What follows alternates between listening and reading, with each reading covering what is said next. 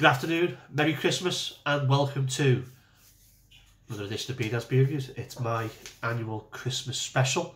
I've got a nice little special beer here, and then once I've done the review, I'm going to do kind of beer awards. My opinions, so I'll just put it out there and see what you think. Anyway, let's dive into the beer review first of all, okay? So I said we're going to do something a little bit special. I've had a few messages off people asking me when I'm going to do this beer, and today's the day. So I'm going to do Brewdog Sink the Bismarck. This is a iced and distilled Indian Pale Ale, weighing in at a massive 41% ABV beer. It says so right there, right there. There's a couple of really strong ones. This is one of them. Tactical Nuclear Penguin is 32. I've got a bottle of that for New Year's Eve. And then there's a couple of others. There's a 58% one that they released earlier on this year, which I've not been able to get my hands on. Not that I'd want it anyway, if I'm being honest. Anyway, best before on this one is the 10th of October 27. It says so there. So we've got plenty of time on it. Come in a little, was it 110ml bottle, is it? Something like that. Yeah, 110ml bottle, same as the Hop Shop bottle. That was a little small, tiny wee bottle similar to this. So there's the old cap. Let's get stuck in and let's see what we've got. Now I have had this before. Let's pop it off. I've had this at I had it in Brewdog Liverpool, actually, I think. Many years ago.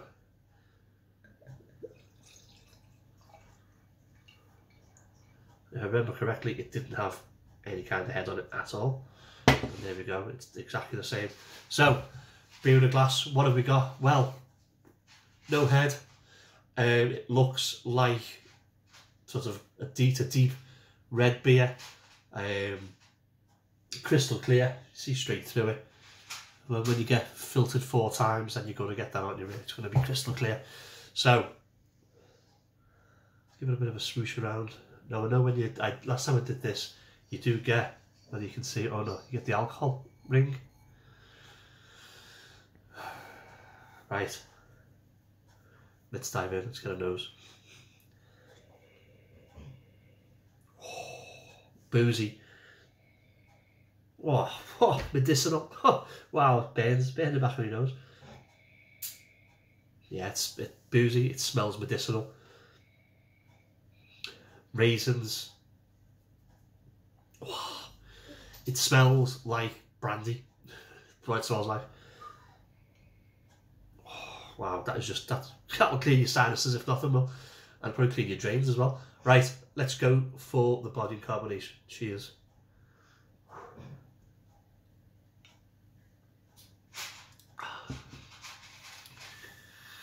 Again, carbonation 0. Body, like I say, it's like a brandy. It's oily. It's silky smooth, light to medium bodied. If you like brandy or you like spirits, this is probably the thing. Right, let's go for the taste. Not the big taste. I'm not an idiot. Cheers.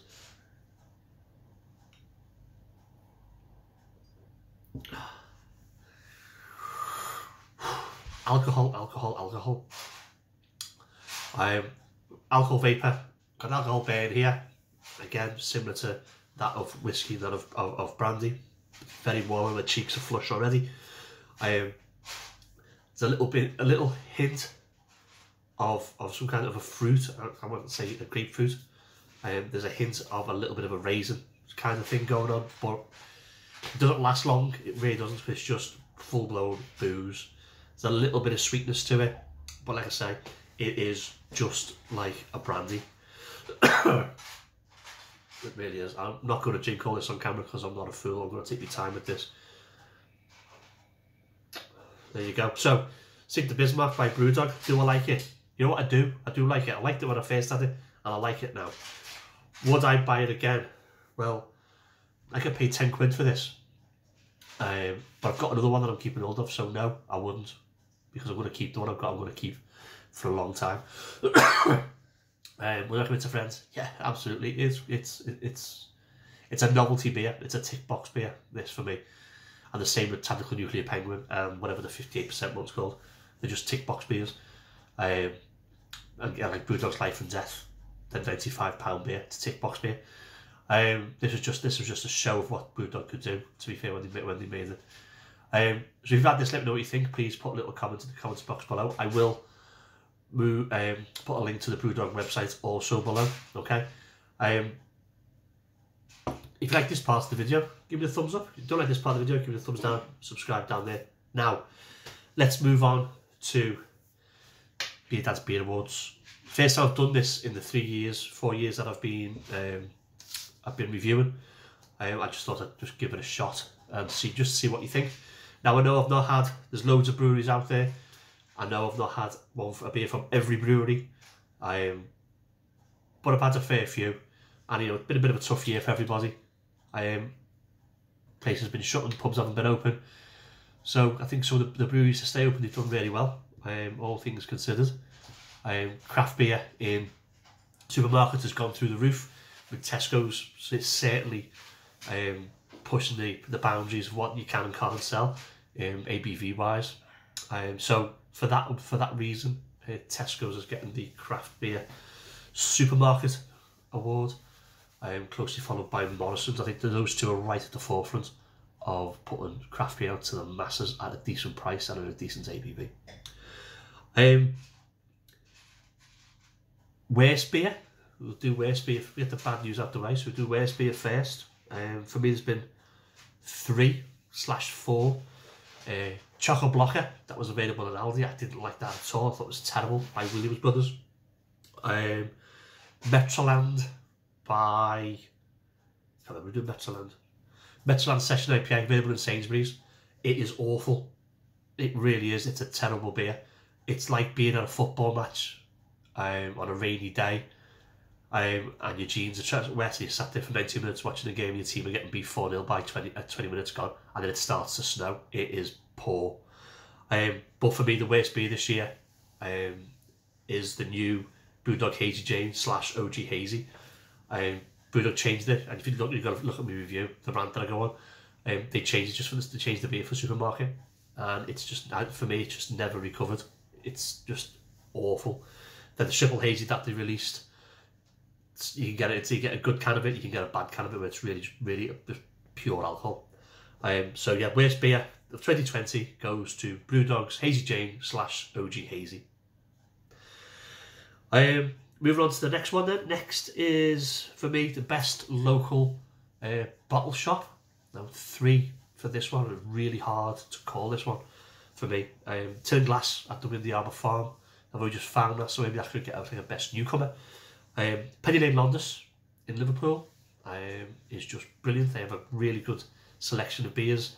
The turnover of stock is really good.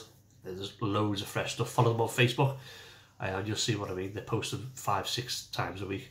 They're 5-6 photos a week of different beers that they have in. But for me, the bottle shop of 2020 for me has to be Barton's in Ashton and Makerfield. 300 craft beers, and the shop is brilliant. The prices are pitch perfect. The service is great. The shop's brilliant. Next one then, we'll go on to best tap room. Now, obviously, because I'm in the northwest, and we've been kind of stuck in lockdown for the last, God knows how long. Seems like nearly forever. Only been able to get out to a few bars in between sort of lockdowns. So we've got Twisted Vine in Ashton and Makerfield. Good little gaff, nice craft ale. Guy who runs it knows his stuff. The H Tap Room also in Ashton, brand new one. It's been open. It opened in February, I think, and then it was open 2 weeks, and we went into lockdown. Then it opened again after the first lockdown was over, and then went back into Manchester to Tier 3, and it just hasn't opened since, but it will be back open. But for me, the best gaff for me to get beer, craft beer, on tap and in bottles is the Head of Steam in Liverpool. It's just a great place. The food's lovely, the beer's great, the service is great. Dead crafty. I only found before I I got married in September, so that will be getting paid a visit next time I can get into town. So that's the best craft room, best tap room, local tap room for me. Right, so let's move into the actual beer awards then. I'll rattle through these quite quickly. Best lager of 2020 for me, and I haven't done many, if I'm being honest. The best lager for me was Don Zoko's Big Foam. I thought it was a really excellent beer. Best pale ale, there's two winners for this one. There's Deya's Steady Rolling Man, because I drink a lot of that. When it comes out, I get some. And Evil Twins More or Less Evil, which you can pick up in Tesco in the blue 4-pack. During the summer, I drank oodles of that. If I wasn't reviewing and I was just drinking for the sake of it, that's what I was drinking. It was just delicious. Best IPA is Salt Alpaca.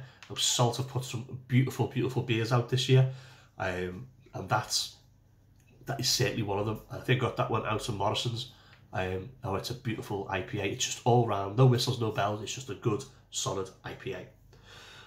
Best double IPA. Again, two in this one. Salt Ikat, which you can get in Tesco. I thought that was excellent. Big pink can.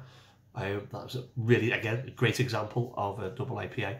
And then the Deya Saturated In series. Now, again, I've got a playlist on here. Beautiful beers, single hop showcases in double IPA form, all 8%, and they are all really quality beers. Triple IPAs. Triple IPA award goes to the Track Brewery for What Could Go Wrong. That was their triple IPA. It was probably one of the best triples I've had this year. When I was scrolling back, looking through the 491 videos that I've done in a year, that one stood out. Actually, I remember that beer, and so that got triple IPA. Best barley wine was my 5-year-old Sierra Nevada Bigfoot that I did. It was just super smooth, super well balanced. It was 5 years out of date, and it was still a quality drop. Best stout, I've done best stout and porter, last these two together. Best stout and porter for me was the Vocation Imperial Kirsch. I think that was just a stunning beer. Full of cherry flavour, exactly what's on the tin, full of cherry flavour. Beautiful stout base, a really, really good thing. Available in Tesco, it's available on the website, and it's selling out like hotcakes. As soon as the website put it on, it goes in a couple of days. Everyone's drinking it, and there's a reason why, because it's brilliant. Best overseas beer. Now, I've only done a few, because getting all the stuff from overseas is a bit dodgy. So I'm going with Lagunitas and the Waldos, the 2020 version. I've closely followed by Sierra Nevada's Narwhal, which I had at day one in the advent box, and they were both super good. I think I've actually got a Waldos saved, I think. So they're the beer reviews. A couple of honourable mentions. Pressure Drop Slumber, their coffee stout, great beer. Northern Monk Stars and Stripes, that was a peanut butter and jelly beer. Get that in Tesco. I think it's in Tesco. Great beer. Firestone Walker's Mind Haze IPA. Again, you get that in Morrison's. Keep your eye for it, because it's pretty tasty. Evil Twin and Brewdog's Roaster Coaster. One of the original craft beers to go into a Tesco's this year. One of the first, like it went in April. Consistently good. I know it's brewed by Brewdog, but it's under Evil Twin's recipe. And Brewdog's double IPA, double punk IPA. Yeah, it is really, really good. Really nice. I drank a lot. I bought 3 of them. I think I did the review and drank all 3 at the same time. So moving on, then we've got two more awards, or 2 more shout outs. Beer of the Year. So Beer of the Year has gone to one brewery, but for 2 beers, in my opinion. It has to be the Vocation Imperial Kirsch, because, like I say, I must be on my 8th or 9th, maybe even 10th can of it. It's going down a treat. Everyone who I talk to has had it and says it's a great beer. Mrs. Beer Dad loves it, so it's got to be a winner. And their Imperial Mocha that they did with Pomona Island, that just blew me away. It's so good. Again, both of them are on the website. And then finally, last one, brewer of the year. And as I say, at the start, it's been a tough year. These are my own opinions, and I know I've not been around every brewery in the country. And I know what you're saying. If you're watching, you're going to say, well, what about this one? What about that one? What about this one? These are the ones that I've had, and they are, in my opinion, from the 400 odd videos that I've done, these are the that stand out. So the brewery is vocation. It has to be vocation. Their Battle Age series that they've done this year has been brilliant. The Imperial Stouts that they've put out in November and December were brilliant. They've lowered the ABV on Smash and Grab by 0.3%, I think it is, but it's still a quality beer. They're just everything that they do at the moment is just, for me, is gold, except for the Greenland, but everything that they do is gold. Closely followed by Daya and Salt, if I'm being honest. So those three for me. Of the beers that I've reviewed, here are the top 3 breweries that I quite like. Again, as I say, these are my opinions, and I know there aren't.